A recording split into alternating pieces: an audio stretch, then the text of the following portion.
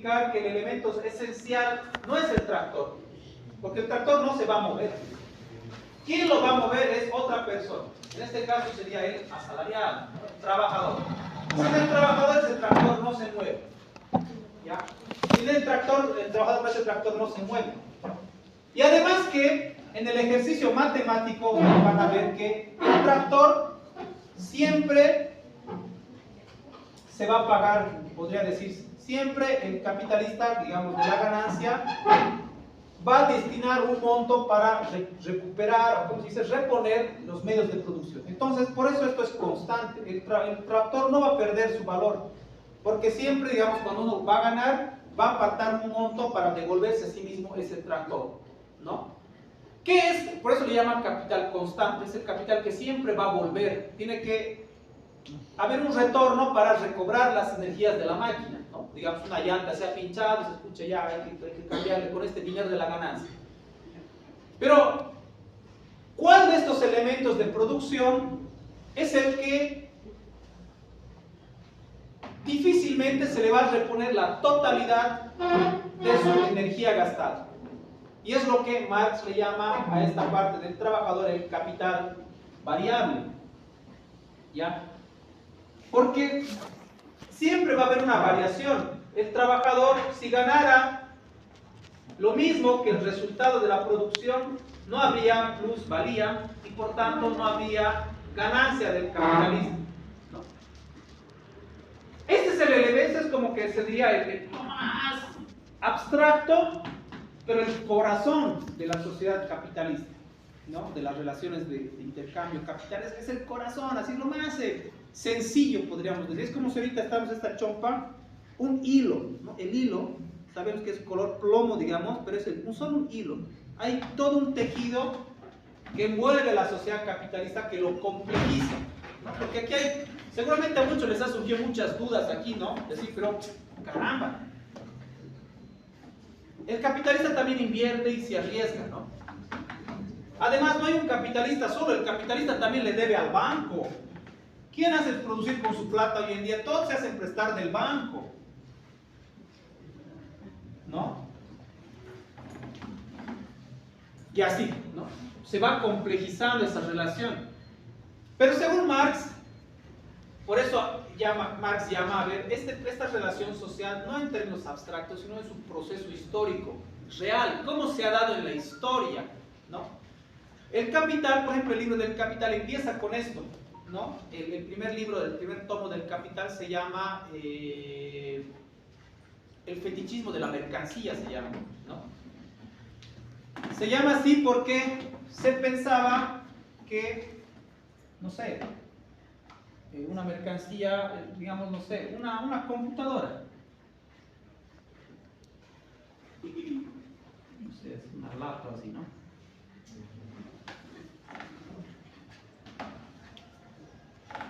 ¿Ustedes saben qué es un fetiche? ¿Qué es? A ver, ¿qué es? O lo usamos nomás sin saber. ¿Qué es? ¿Sabes? Una fantasía. Una fantasía, ya. ¿Qué más? ¿Qué más podemos decir? Fantasía. Una fantasía que da placer. Ya, pues. ¿Qué más? Un fetiche, ¿qué es? Ese término, fetiche. No seas fetichista, dice, ¿no? ¿Han escuchado? ¿Alguien les ha dicho una vez? O ustedes han dicho, ¿sabes? ¿No? Eres un fetichista. O una fetichista. Está vinculado a lo que dice el compañero, ¿no? Es como que más o menos encontrar placer en algo, sí. Pero más precisamente el fetiche es dar atributos humanos a algo que no lo es. ¿Ya? Algo que no lo es. Busquen en internet, a ver, por si acaso busquen en Google, fetiche. Es dar atributos humanos a algo que no lo es. Y claro, da placer, digamos, no sé, un fetiche es... Voy a hacer unos ejemplos que no vienen al caso. Bueno, es atribuir justamente eso, ¿no? Algo que no es humano, darle una cualidad humana, ¿no? Ahorita no me viene a la mente algo, no sé qué puedo el ejemplo dar. Claro, está vinculado al placer, pero es dar atributos humanos a algo que no lo es, generalmente a objetos, ¿no? Entonces, por eso dice el fetichismo de la mercancía, los economistas burgueses, los economistas clásicos a los cuales Marx critica, ellos le atribuían al producto del trabajo las propiedades de la riqueza, ¿no? Por el hecho de que uno es un capitalista rico porque tiene muchas cosas, dice, ¿no? Y es atribuirle al dinero, ¿no? Es atribuirle a los bienes propiedades que en realidad son humanas. No es que el capitalista es rico porque tiene muchas cosas, sino el capitalista es rico porque se ha apropiado del trabajo de otras personas. ¿Ya? Por eso Marx dice el fetichismo de la mercancía, hay que romper este fetiche. Bueno, ahora sí el ejemplo. El claro ejemplo es esto, ¿no? Creo que está penado, pero agarras. Bueno, no tengo que cambiar, es para toda mi semana. ¿Qué pasa si hago esto? Lo rompo. Ah, no, lo rompo. ¿Quiénes quieren que lo rompa? Yo. ¿A quiénes les dolería si lo rompo?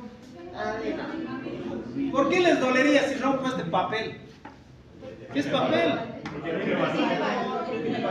Ya, tiene valor. Eso mismo, por ejemplo, es una muestra, un ejemplo un poco de una práctica un poco fetichista, ¿no? Vemos el dinero así, digamos, ¿no? Vemos el dinero, no hagas caer el dinero, no, es un papel así, mira, me puedo limpiar la nariz.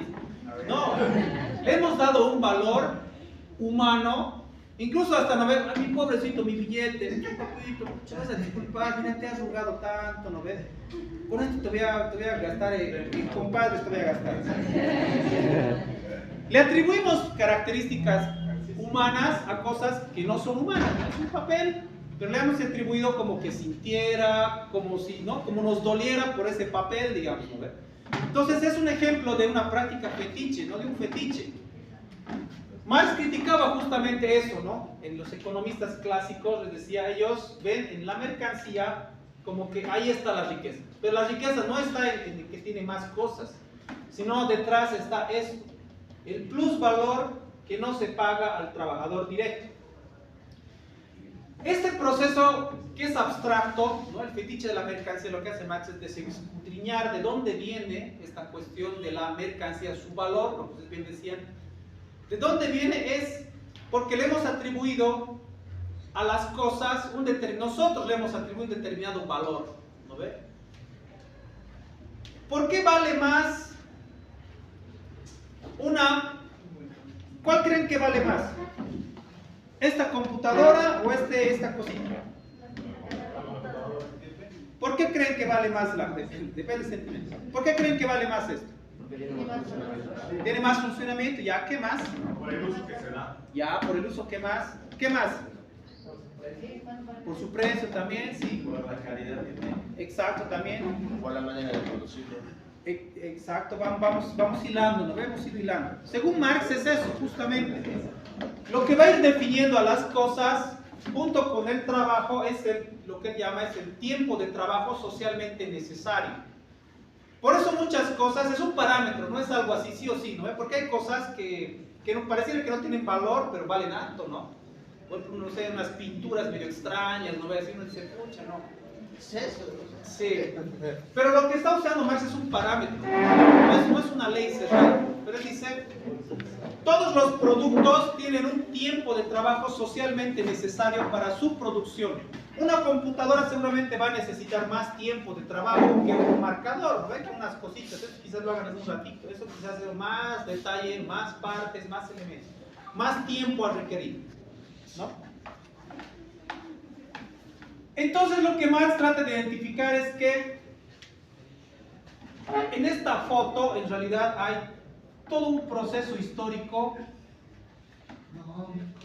de evolución y de articulación de diferentes clases sociales. Los capitalistas van a encontrar encima de ellos banqueros, ¿no? Todo lo que es la banca privada, el sistema financiero, ¿no? Y la banca financiera, eso es otro tema, ¿no? Pero el capital financiero también se ha ido acumulando, ¿no? Ha dejado de producir directamente y se ha dedicado a prestar solamente dinero y a lucrar prestando dinero. Pero ha habido un momento, según Marx, indispensable de un proceso de expropiación de personas, ¿ya? Marx, por ejemplo, en la acumulación originaria, lo que identifica es que muchos de los señores feudales han pasado a ser también grandes capitalistas, porque ya tenían la propiedad de la tierra, ¿no? Y tenían ya riquezas acumuladas, entonces empezaron como que a pasar a ser también capitalistas, ¿no? Entonces, no ha habido propiamente una especie de esto ha superado a esto, sino que ha habido una especie de paso, de tránsito en realidad, ¿no? De una sociedad a otra. Ha habido una cierta continuidad, pareciera ser, ¿no? Y Marx está en su teoría del valor, ¿no? Porque esto es ya un poco de economía política, pero creo que era necesario aprovechar y mencionarlo porque es el sustento de la desigualdad. Marx no está diciendo hay desigualdad porque las personas somos diferentes, porque Diosito, no. Está tratando de ver en la historia con datos reales, históricos, de dónde ha venido esta desigualdad en nuestras sociedades, ¿ya?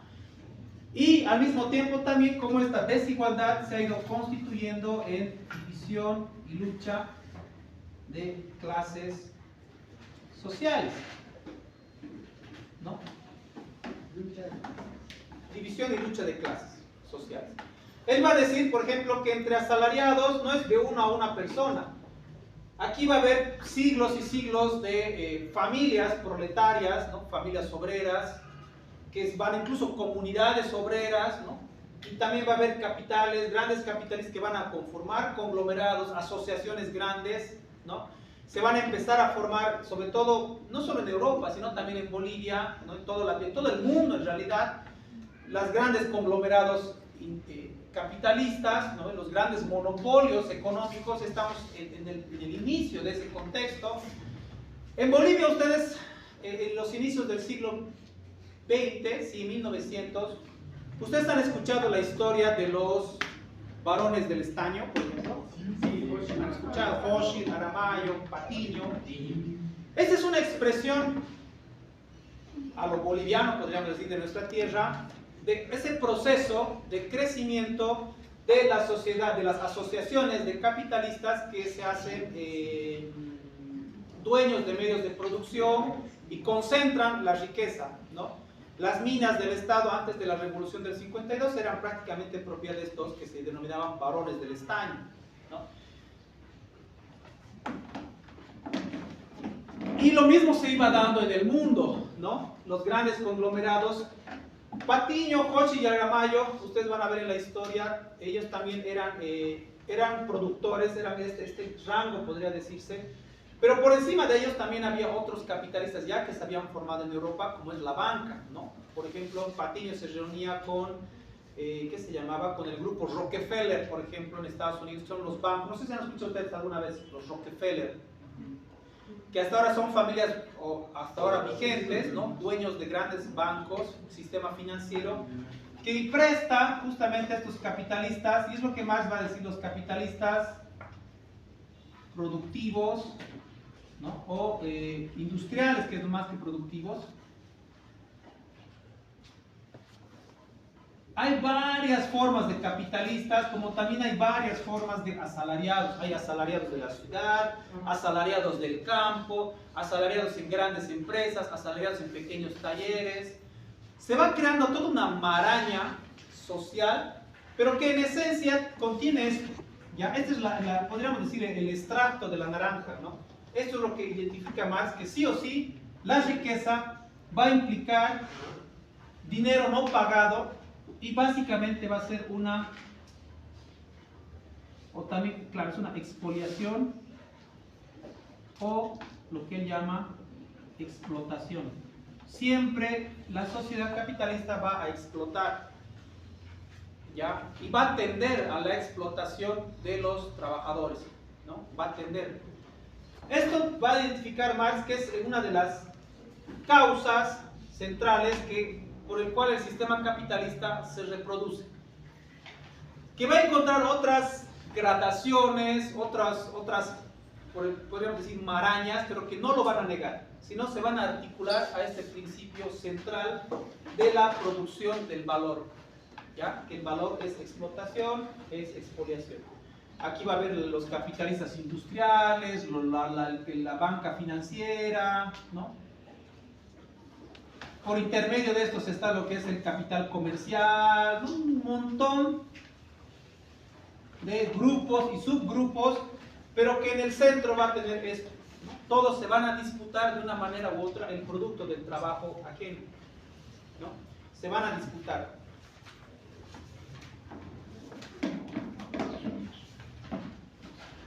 Marx en su explicación de la desigualdad, en su enfoque materialista, como él decía en un principio, él trata de escudriñar viendo a los individuos en carne y hueso, no en categorías abstractas, no en categorías así, no. Hay que ver al individuo en carne y hueso, material.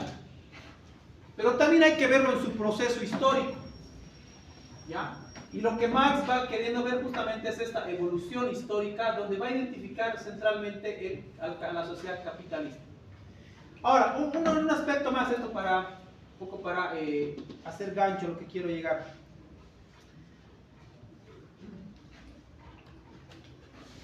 Aquí Marx nos presenta como una foto, ¿no? Una foto. Así, rapidito, ¿no? Cuando sale una foto a veces uno sale así, ¿no? Pero se puede saber, digamos, de dónde está, si está en una fiesta, o está en la calle, ¿se sabe? Puede ser, ¿no? Depende, ¿no? Si ahorita me sacan acá, digamos así, una foto, pueden decir que estoy en el aula, digamos, ¿no? Pero tal vez estamos haciendo una fiesta en el aula. Es más o menos así. Hay una foto, pero detrás hay toda una grabación, puede decirse, toda una película que Marx trata de mostrar a partir de esta foto, ¿no? Es una fotito, pero lo que él busca ver es la grabación, la película entera, ¿no ven? Que es un largometraje, pero una fotito hemos visto.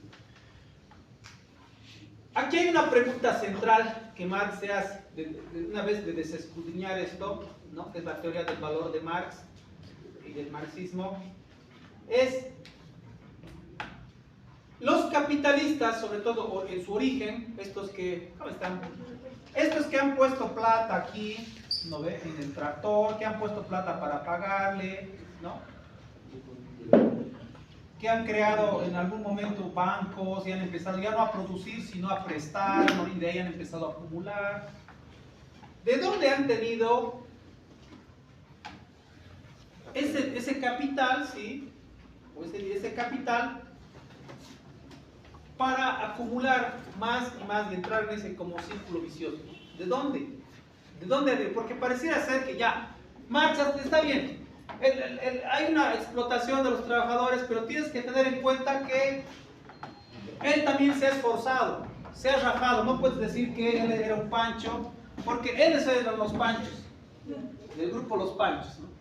Él era el flojo, él ha trabajado toda su vida, se ha esforzado, se ha rajado, ha acumulado y ha puesto a producir. Entonces no le puedes castigar a él, decir que es un maldito, un sátrapa, un desgraciado. No puedes decir eso, Marx, ¿no? O sea, estoy un poco remedando lo que le decía.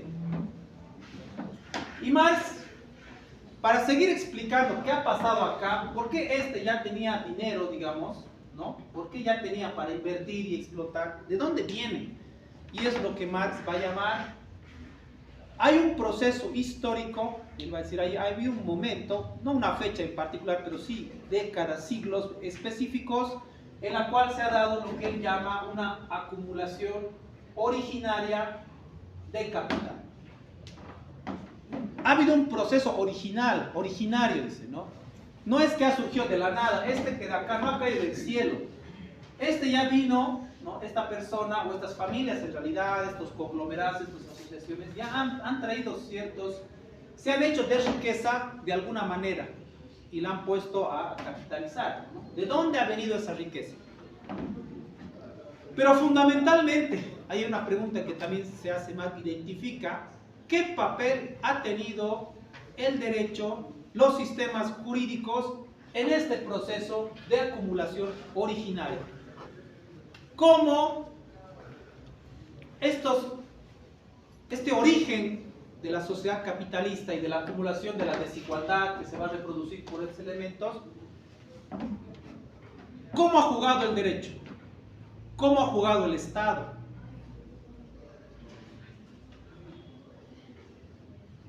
Y es un tema que Marx también trata de identificar justamente en su teoría de la acumulación originaria de capital.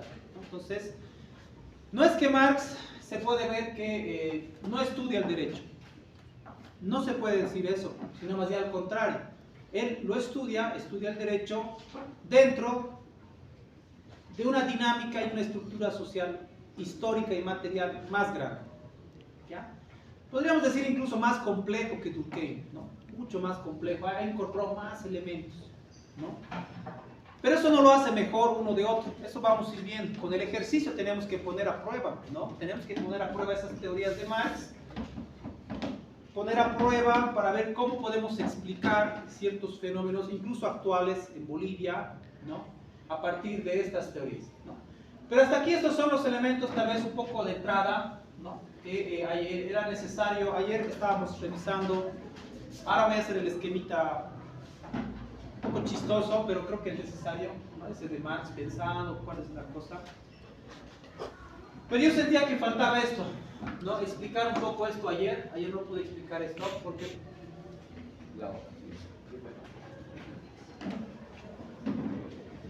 Porque hay elementos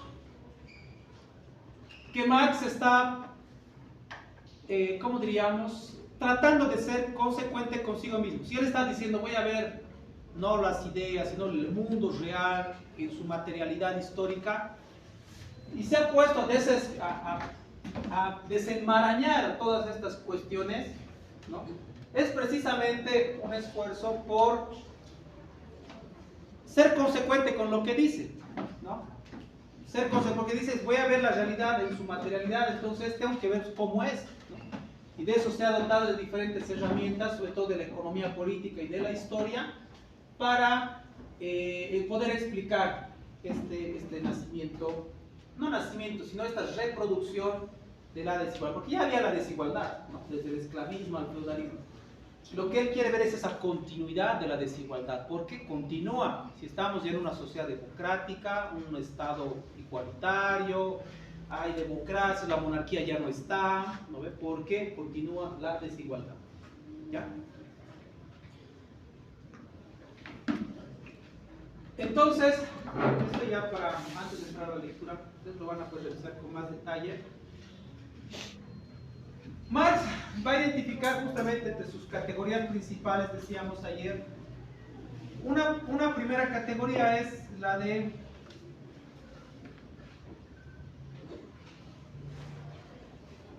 principios históricos primarios.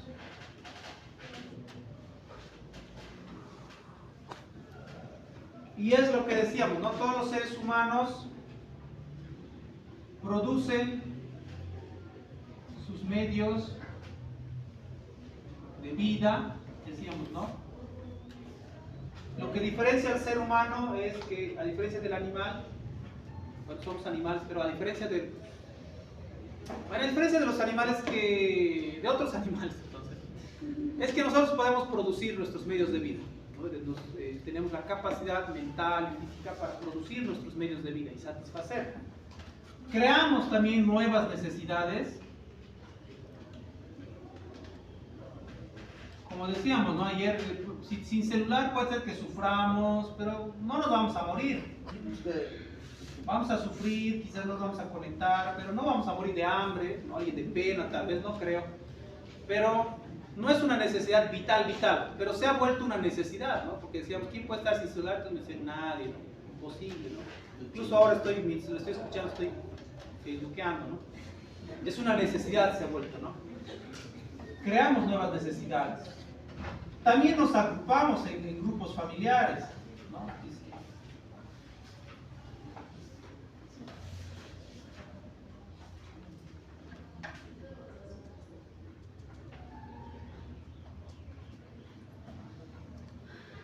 Nos hacemos grupos familiares, ¿no? Parejas, hijos, ¿no? O sea, todo, hacemos, juntamos, tenemos esa finalidad gregaria, ¿no? Producimos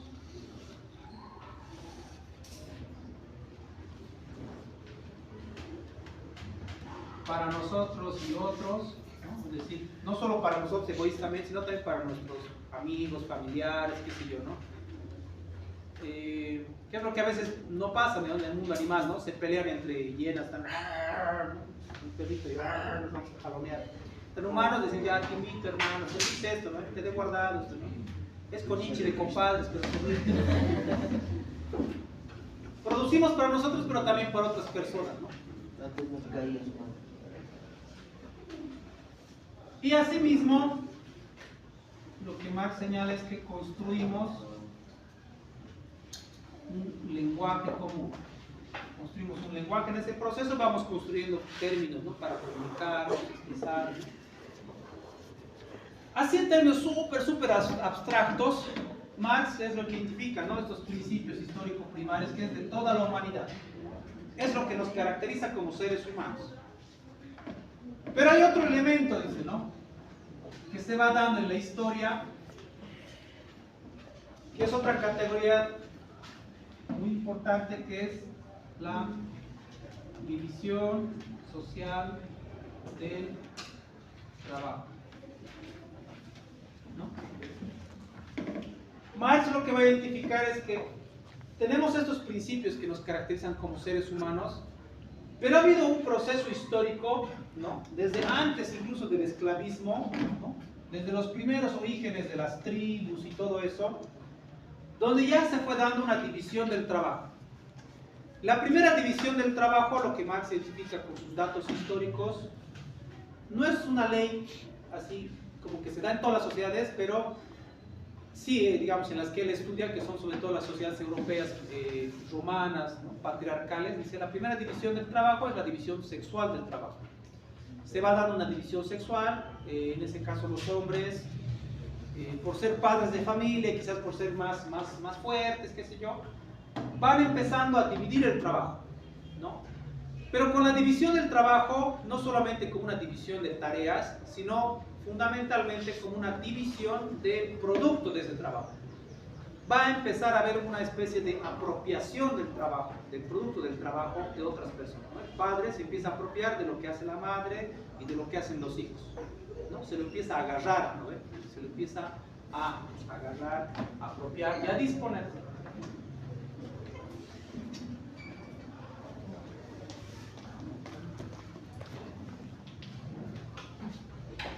Y esta primera división del trabajo, social del trabajo, que es que en los hechos es una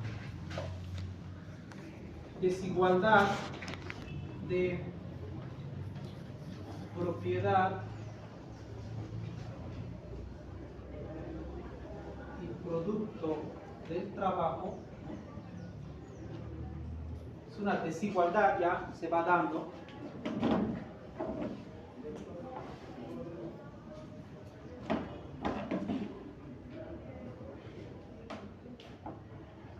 Es lo que Marx denomina es algo que, según Marx, son sus datos históricos, y eso lo comprueba cada vez más con su trabajo posterior del Capital. Estamos hablando de una de sus obras todavía puente, ¿no? Está entrando a sus trabajos más importantes, pero él ya identifica. Esta división él llama, ¿no? Que en sus inicios parece que tenía la forma de una división de familia, dentro de la familia el padre, la patria potestad, dice, ¿no? Que se va también normativizando en la sociedad, sobre todo esclavistas, romanas, ¿no? Se va difundiendo, va ampliándose. No solamente se va a convertir en una división del padre con los hijos y la esposa, sino de una familia se va a empezar a convertir en desigualdad sobre otra familia, ¿no? Y esta familia sobre otra comunidad, ¿no? Estamos hablando del periodo ya esclavista, ¿no? Donde en este caso la patria potestad no solo era responsable de los hijos, sino también de los esclavos, ¿no? Entonces se va desarrollando lo que es el esclavismo, pero con eso se va dando una lo que Marx llama, ¿no? una contradicción de intereses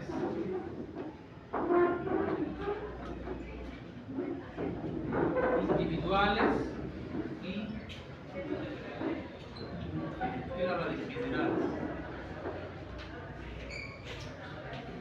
O sea, esta tensión, esta desigualdad va creciendo, ¿no? Entonces, para entender la división social del trabajo, tenemos que entender que es un proceso histórico de desigualdad, ¿no? De propiedad y de producto del trabajo ajeno, que ha ido prácticamente llevándose o continuando de una sociedad a otra, ¿no? Por eso Marx lo identifica como una categoría paso a otra que es todavía un poco más importante, que llama la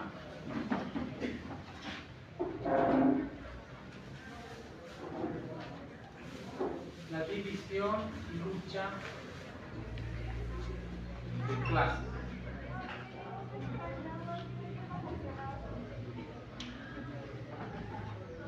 En Marx, y esto es un tema súper interesante, pero es para otra materia tal vez, el concepto de clase social de Marx, ¿no? Marx no hace un concepto así súper claro de qué es una clase social, ¿no? En toda su obra. Él adopta este término, esta categoría, pero nunca la especifica así bien clarito qué es, qué está entendiendo, como si lo hace con la teoría del valor, hace un texto sistemático y todo eso, ¿no? Bueno, efectivamente, ¿no? Marx, como les decía la otra vez, murió relativamente joven, ¿no? Murió a los 65 años, creo. 64 años, y peor todavía murió decíamos, ¿de qué murió? ¿Se acuerdan? De hambre, ¿no? Murió de hambre, de inanición. Tenía, claro, junto con la desnutrición y todo eso, tenía un montón de problemas, ¿no? Porque les había contado que Marx estaba censurado, podríamos decir, en toda Europa, ¿no? En varios países de Europa había sido expulsado, había sido perseguido, no podía trabajar porque él era abogado, periodista, ¿no? Sus teorías lo llevaron prácticamente a ser perseguido, ¿no? A ser como un incitador, ¿no? Se le decían, es un incitador del odio de clase, ¿no? Él está incitando a que nos odiemos entre personas, ¿no? De que los trabajadores odien a sus patrones, de que la sociedad odie, ¿no? Se lo culpaba de muchas cosas, ¿no? Entonces él es perseguido, entonces no logra concretar su obra. Él tenía la idea de desarrollar justamente textos posteriores estos temas, ¿no? Pero al margen de eso, esto como paréntesis, ¿no?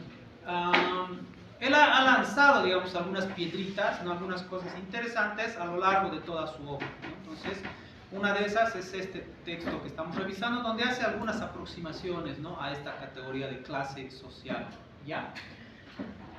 Y él entiende clase social justamente dentro de esto, ¿no? Dentro de la división social del trabajo, ya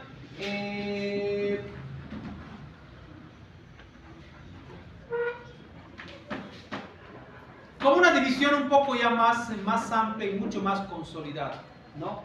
Porque aquí ya no estamos hablando solo de una división de una familia, de otra, de una comunidad, de otra comunidad, sino aquí ya se va dando divisiones, diferenciaciones, por ejemplo, en el contexto ya de la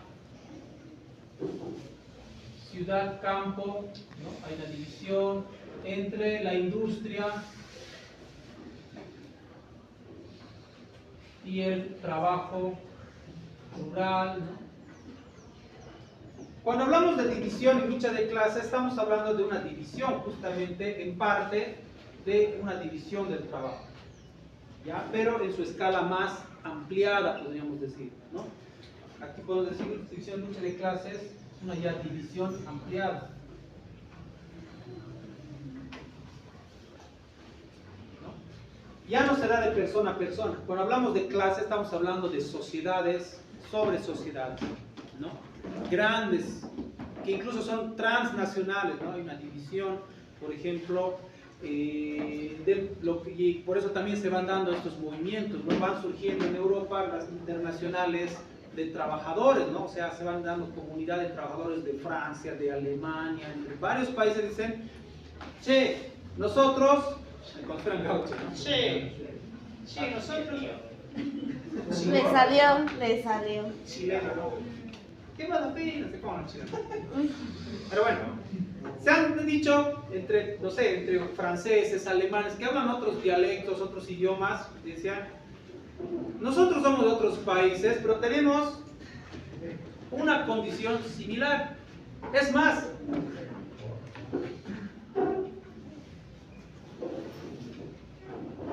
alemán, francés, ¿no? Trabajadores tienen, a pesar de ser diferentes nacionalidades, un patrón o un capitalista, ¿no? Patrón, por favor. Son de diferente nación, pero tienen un mismo patrón que es dueño en fábricas de Alemania y de Francia, ¿no?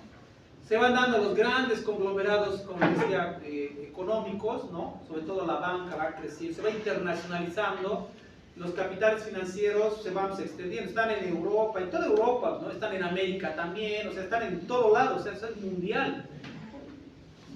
Y entre trabajadores van diciendo, ¿por qué nosotros que somos de diferentes ciudades, pero somos o sea, el mismo patrón tenemos y tenemos la misma condición porque nos está pagando a vos lo mismo, ¿no?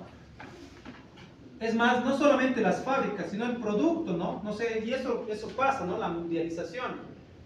Los tractores, digamos, las llantas se hacían en Alemania y los motores en Francia, pero se ensamblan en Italia, digamos, ¿ve? El tractor en su conjunto tiene partes de todo lado, ¿ve? Y eso es lo que también pasa ahora, ¿no? La mundialización de la producción.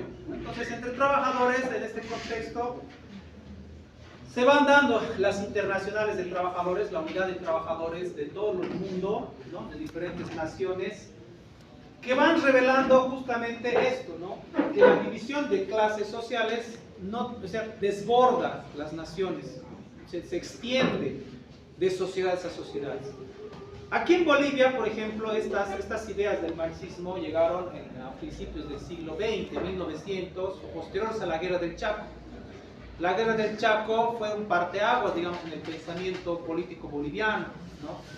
Muchos de ustedes conocían, así junto con Patiño, Hochi y Aramayo, los grandes conglomerados productivos en Bolivia, sobre todo de trabajadores, eran de las zonas mineras, ¿no? Lo que se conocía como el proletariado minero, como se conoce en Bolivia, tiene esa herencia de ser prácticamente ciudades de obreros, ¿no? De trabajadores. No sé si alguien ha tenido abuelitos, alguien de Yayagua, Guanuni, Catari, siglo XX, seguramente que sí, ¿no? Todos tenemos siempre parientes por ahí. Porque ha sido en Bolivia la historia del desarrollo de la sociedad capitalista en Bolivia, ha tenido en la experiencia de la minería, sobre todo de los grandes varones del estaño, pero de la articulación de estas ciudades mineras, podríamos decir, la historia más reciente de la división de clases sociales, ¿no? Estamos hablando de sociedades, de ciudades de trabajadores, ¿no? Hijos, padres, nietos han empezado a articularse en ciudades, ¿no? Y de ahí también se daba la migración y todo eso. Entonces, cuando hablamos de división y lucha de clases, esto, estimados estudiantes, estamos hablando de divisiones ampliadas, grandes, que desbordan las naciones, los estados, ¿no? Y que van también teniendo en la historia, han desarrollado alineamientos. Así como hay grandes conglomerados económicos que han empezado a hacerse, las sociedades, por ejemplo, anónimas de estas grandes corporaciones, a nivel de los sectores de trabajadores también ha habido experiencias similares. En Bolivia, ¿cuál es la experiencia más marcada, digamos, de formación, de articulación, de unidad de sectores, por ejemplo, trabajadores? La Central Obrera. La Central Obrera Boliviana ha sido la experiencia histórica, incluso única en Latinoamérica, de una unidad, de un sector social, de una clase social afiliada a una organización que en cierto momento derrotó al ejército, al Estado, ¿no? Del 52, eso es otra historia interesante, cómo el movimiento minero derrotó a más de 3 regimientos de militares armados, ¿no? Entonces, sobre todo en el sector de Oruro, donde fueron los enfrentamientos más fuertes, digamos, ¿no? En parte de La Paz. Y en Cochabamba también, junto con ese movimiento, se fue articulando lo que fue... ¿Qué se fue articulando desde Cochabamba? Estamos en la historia de Bolivia, ¿no? Pero es interesante. El movimiento campesino aquí en Cochabamba, precisamente por las particularidades, no tendríamos aquí en Cochabamba grandes conglomerados mineros, o teníamos, no tenemos todavía. Ni tendremos. Lo que sí teníamos era la experiencia todavía de las haciendas, ¿no? Las haciendas coloniales. Entonces, aquí en el Valle Alto, sobre todo, en Ucureña, ¿no? En sectores de Clisa, ¿no? Todo el Valle Alto, sobre todo, había todavía grandes haciendas vinculadas a grupos religiosos. Entonces, en ese contexto se va dando una especie de articulación de diferentes grupos económicos, pero también de sectores de trabajadores, sea del campo o de las ciudades, ¿no? Se va a conformar a nivel del agro, por ejemplo, en este contexto del siglo XX, lo que es la CESUTCB, ¿no? La central, ¿no? La Confederación Única de Trabajadores, ¿cómo es? Confederación Sindical Única de Trabajadores Campesinos de Bolivia, ¿no ven? Y paralelamente se va constituyendo también la Central Obrera Boliviana. Entonces, desde este contexto del siglo XX, donde las articulaciones de trabajadores, sean del campo o de las ciudades, ¿no? Se van disputando la política, las transformaciones que tiene el Estado. Es por eso que esta división es al mismo tiempo una lucha, según Marx, ¿no? No es que están divididos y pobrecitos están así, no. Esta división está en constante tensión, es constante, es más, la lucha es su particularidad. Esta división del trabajo se da en un contexto de luchas grandes, pero también cotidianas, ¿no? Desde la lucha en la fábrica pequeña, ¿no? Por mayor salario, hasta luchas mucho más grandes como la que ocurrió en 1952 en Bolivia